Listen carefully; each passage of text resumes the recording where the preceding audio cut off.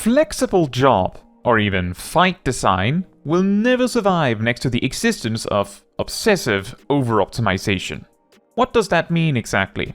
Well, let's talk a bit about that. My name is Kaitsuchaiji, and some of you may know me as someone who makes quite a lot of videos on the subject of how to play Final Fantasy XIV well, or even optimally, and often make comparisons based on how well jobs perform at their peak. Obviously, if you're going to sit down and learn a job, might as well learn the best way to play it rather than just a way to play it, right? But with that said, a weird problem that I'm seeing more and more, not just in Final Fantasy XIV, but in games in general, is this extreme infatuation with doing things perfectly or as optimal as possible. Don't bother trying on your own, look up a guide immediately and get it right, so you don't waste your time. Or in other cases, the most optimal way to level a job quickly is to simply buy a level skip and then level the rest of the way to the top, abstracting the actual playing of the game out of the equation because that is more optimal.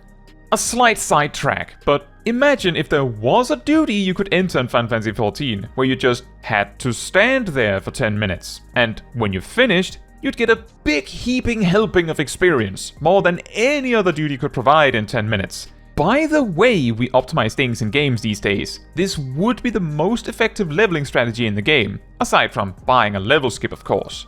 But it would not involve actually playing the game, or even learning anything. What I'm getting at here is that we're reaching a point where a more flexible design wouldn't matter anyway, because an optimal strategy would be found and incentivized.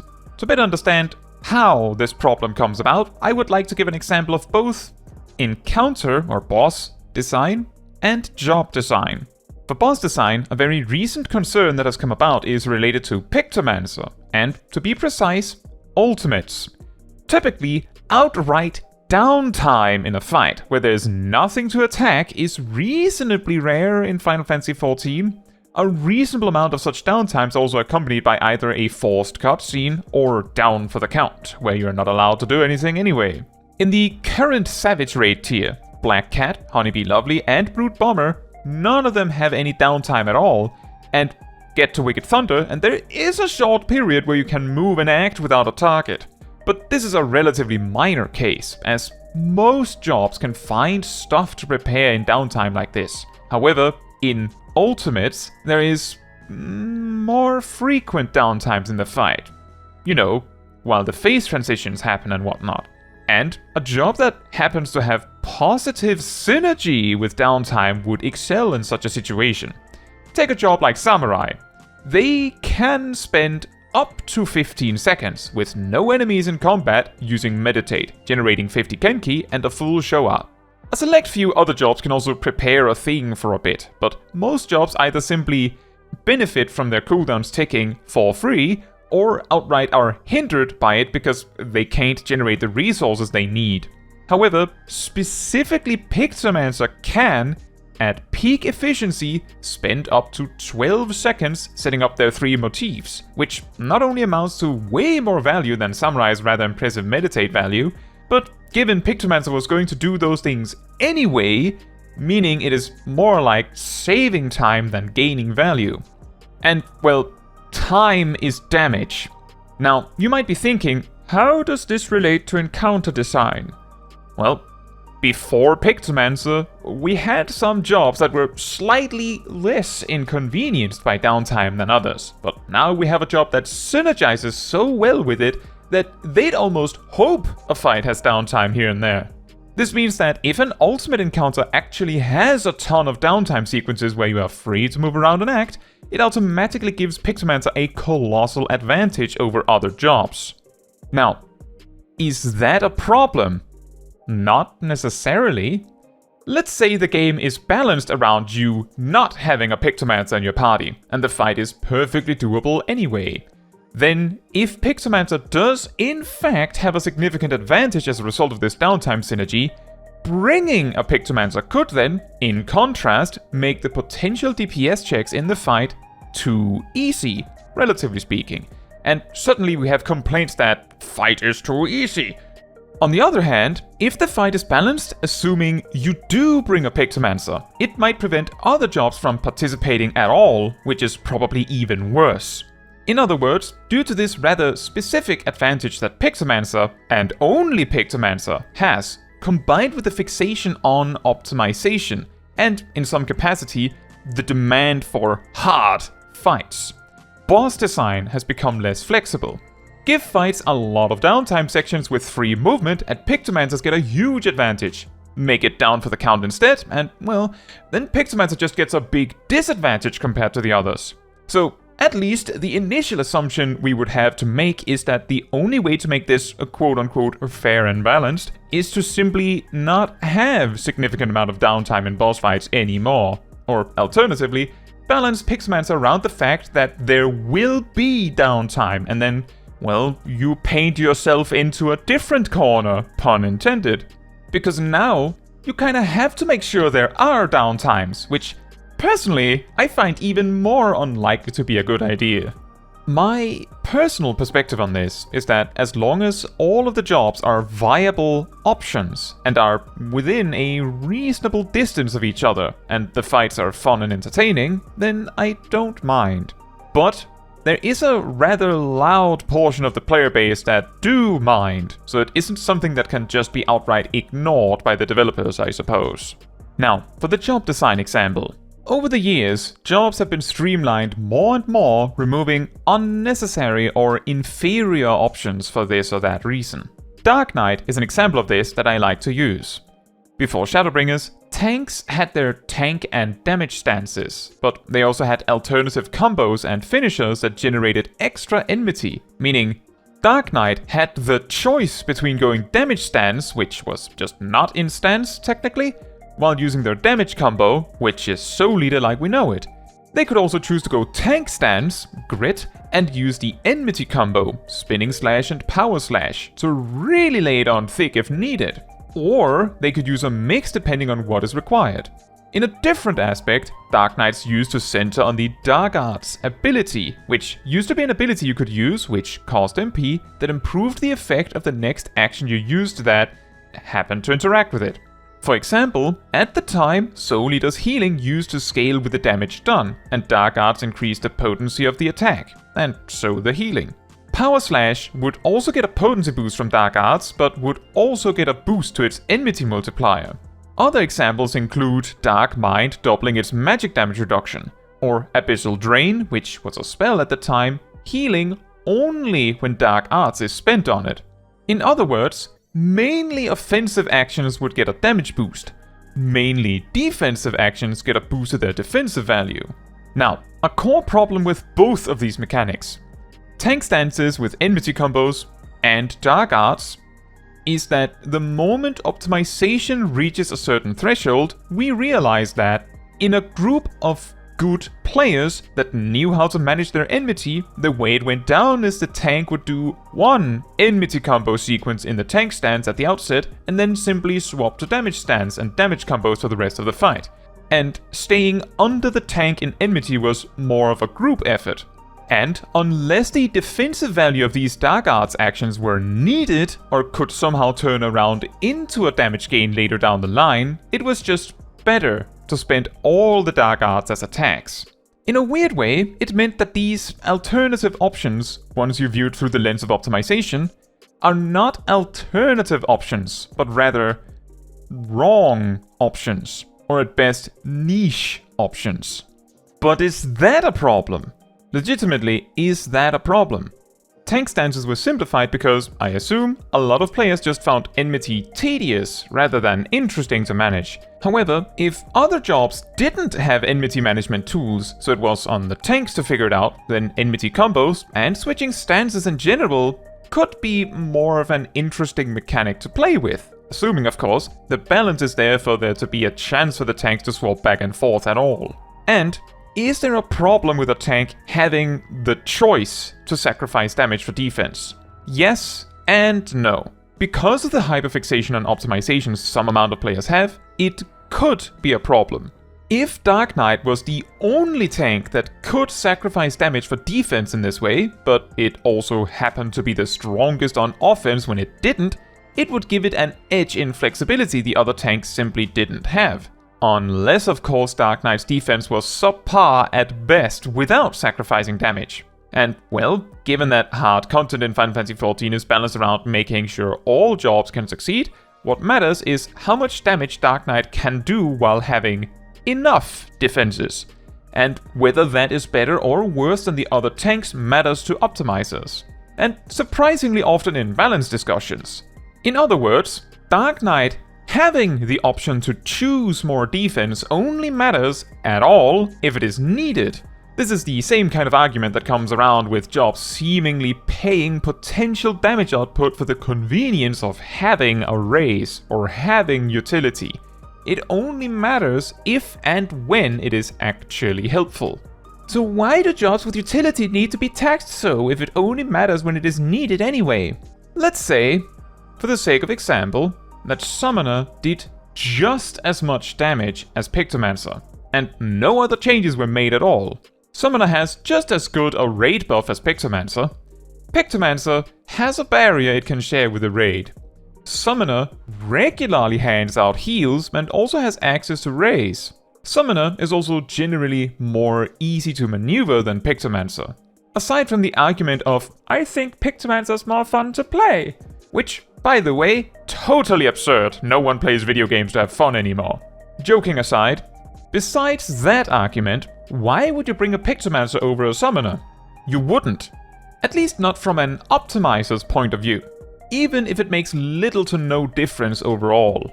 At this point, I feel like some of you might have been thinking, alright, I get it, but when will you get to the whole flexible design thing? And fair on that, I do have a feel all these examples and such were necessary to prime the problem. Pictomancer and Ultimates demonstrate that if there is any flexibility in fight design, it can be exploited and optimized to effectively remove said flexibility, or worse, make jobs that cannot abuse the flexibility feel obsolete. Dark Knights, and tanks in general, received changes that highlighted that some removed options weren't truly options when it really came to it. Switching between stances based on the situation wasn't really a thing, and more often than not, you simply went tank stance if you needed the enmity based on the group, or damage stance for the majority of the fight if you didn't. Power Slash offered an alternative combo finisher, but if you didn't need the enmity boost, then Power Slash was as good as worthless. What if you gave Power Slash more potency than Soul Eater? This would only matter if said potency difference was great enough that Spinning Slash and Power Slash combined was more valuable than Siphon Strike and the MP it provides, as well as Soul Eater and the Blood Gauge it provides, combined. And if that were the case, then why are you using Soul Eater? A bit of a sidetrack, but when you play through a game for the first time, without looking at a guide or anything, you might choose to do things in extremely unoptimal ways. Use bad weapons, have builds that make no sense. Unless you run into a challenge that is outright unbeatable, you might well push through the game just going, man, this game is hard! As the enemies get stronger and stronger, expecting you to grow with them. But due to your inefficient build, you slowly fall behind and have to compensate with skill or simply playing carefully. However, the moment you see what can be done when you use a good weapon, have a build that makes sense and so on, it can be difficult to ignore, unless you're actively trying to make things harder for yourself. Why would you use that garbage weapon? Why would you use that nonsensical build? Maybe because it is fun, but it can also be fun to play optimally.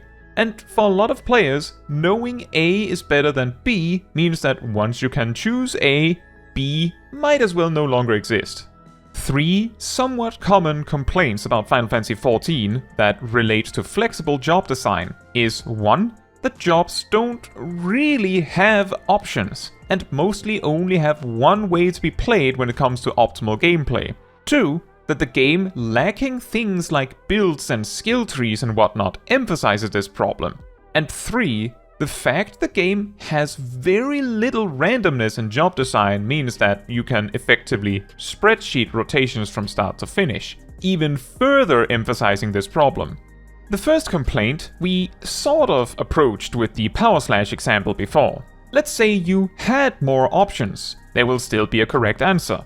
What if Power Slash was added back in the game and it applied a debuff that made you do more damage to the enemy for 30 seconds, stacking up to 60 seconds, similar to Death's Design, just for the sake of example. All this would change is that you would need to use Power Slash instead of Soul Eater every 30 seconds or so, similar to Warrior Storm's Eye. It doesn't really add choice, but simply adds a bit more quote-unquote complexity to the optimal sequence. What if Power Slash made it so your next 2 Soul Eaters did more damage, a bit like Kazumatoi on Ninja? Then you would use Power Slash once, Soul Eater twice. Again, not much flexibility there. What if Power Slash just did more damage than Soul Eater, but then didn't generate blood gauge? If that increased potency was equal or greater than the value of 20 blood gauge, Power Slash could be used once you had reached the amount of gauge you want for your burst. Or you could use Power Slash during bursts situationally. This would add some mild flexibility to the job, as Power Slash would situationally be the correct choice, but only situationally. However, the potency balance would need to be really tight, otherwise either Soul Eater or Power Slash simply always wins, meaning there isn't really a choice anymore. At the same time, if the difference is too small, a large amount of players will instead complain that they need to have this basically useless button, so why not just have one button that does what it needs to do? The second complaint can be harder to envision if you have only played Final Fantasy XIV among MMOs, but in other MMOs, it isn't uncommon to be offered skill trees or talent trees where you can customize what things you want to upgrade and so on. Emphasis on can, because just like there is an optimal way to play a job in this game, there are optimal builds in those other games, with accompanying optimal ways to play them. So this additional customization option tends to add a lot more things for the developers to worry about when balancing, making it even harder to keep everything balanced and good. And it will rarely really add anything, since then you will just, on top of being questioned about not playing the optimal job or playing the optimal rotation, also be questioned why you aren't using the optimal builds and so on. It adds a lot less customization than you'd think, these days with how optimization focused players get. And for the third complaint, less predictable rotations like we see in World of Warcraft for instance, tend to more likely give rise to priority lists rather than real rotations. As we see with Paladin, and in some capacity Reaper, you can also get priority lists without involving randomness. However, these priority lists, by virtue of following something that isn't random, can still be spelled out to a rotation sequence, and it can even loop if you write it out long enough. The key difference between these rigid and long rotation sequences and a much shorter priority list with randomness involved is that the rigid and long rotation sequences say do X, then Y, then Z, because that's optimal. And the shorter priority lists with randomness instead go do X when you can, Y when you can, Z when you can, and in that priority if you can all three, because that is optimal. The main difference here being that with randomness, you cannot write out the sequence because you sometimes just have to react to things. The random element, of course, makes the 117th repetition of the same fight feel different, since you cannot spreadsheet the fight so you know that exactly at 5 minutes and 15 seconds you use carve and spit for the 6th time in the fight. However, Final Fantasy XIV, as a game, has simply always seemingly emphasized perfectionism more than flexibility, both in terms of how random rotations are and in what you can do. But what makes all of this very difficult to discuss when the optimal way to play is right there, is that not even in the hardest parts of Final Fantasy XIV do you need to play perfectly. Good enough is good enough, shockingly. But sometimes ignorance is bliss, and not knowing you could do better makes it easier to enjoy not being perfect.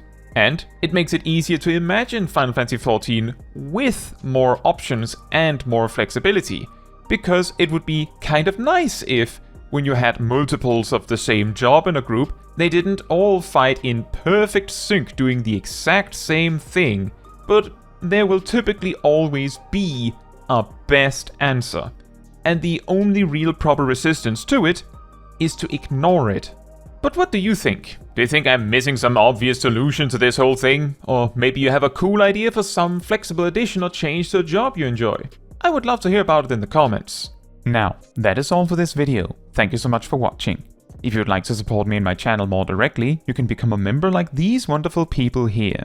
You can also alternatively support me through Ko-Fi, link in the description. You can also support the channel by letting the YouTube algorithm know by liking the video, leaving a comment, subscribing, sharing, and hitting the bell to get notified when next I post a video. Fun fact, an example of more flexible rotations is how a job like Monk used to adjust their rotation more to target count, where maintaining demolish on multiple targets was a thing when it applied a dot. But is that flexibility or simply optimization, when your choice was do X damage with Snap Punch or do 50% more, or even more than that, with Demolish by splitting it on multiple targets?